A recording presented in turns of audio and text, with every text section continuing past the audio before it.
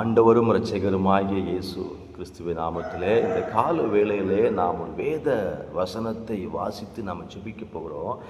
தேவன் இந்த நாளிலே உங்களுக்கு சொல்லுகிறதான ஒரு மகிமையான வார்த்தை, அற்புதமான வார்த்தை. இந்த வார்த்தை உங்கள் வாழ்க்கையில் கிரியை செய்யும்படியாக நான் ஜெபித்துக் கொள்கிறேன். சங்கீதம் 37 சங்கீதம் 5 தேவன் சொல்லுகிறார், உன் வழியை கர்த்தருக்கு ஒப்புவித்து அவர் மேலே நம்பிக்கையாயிரு, அவரே காரியத்தை வாய்க்க பண்ணுவார். எனக்கு அன்பான கர்த்தருடைய பிள்ளைகளே, ஆண்டவர் சொல்லுகிற மகிமையான வார்த்தை என்ன தெரியுமா?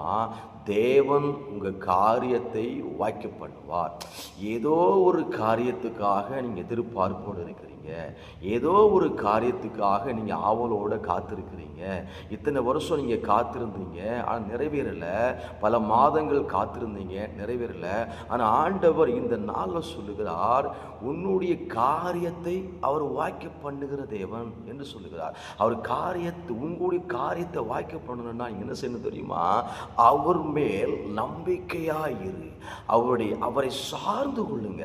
அவர் தான் நினைக்கணும், அவர் தான் என் வாழ்க்கையில் என் காரியத்தை வாய்க்க பண்ணுவார். நம்பிக்கையோடு இருங்களேன், நம்பிக்கையோடு நீங்கள் வாழ்க்கையை நடத்துங்களேன். நிச்சயமாக நான் சொல்லுகிறேன், இந்த வார்த்தை உங்கள் வாழ்க்கையில் இந்த நாள் நிறைவேறும்படியாய் கர்த்தர் கிரியை செய்வார். என் அன்பான கர்த்தருடைய பிள்ளைகளை, எதிர்பார்த்த காரியத்தை ஆண்டவர் இந்த நாள் அவர் செய்ய வல்லமை உள்ள தேவனாக இருக்கிறார். தடைகளை உடைத்து எறிகிறவர், புதிய பாதைகளை உண்டாக்குகிற தேவன். அந்த தேவன் உங்களோடு இருக்கிறார், உங்கள் பக்கத்தில் இருக்கிறார். அவர்கிட்ட கேளுங்க, அவர்கிட்ட சொல்லுங்க, காரியங்களை வெளிப்படுத்துங்க.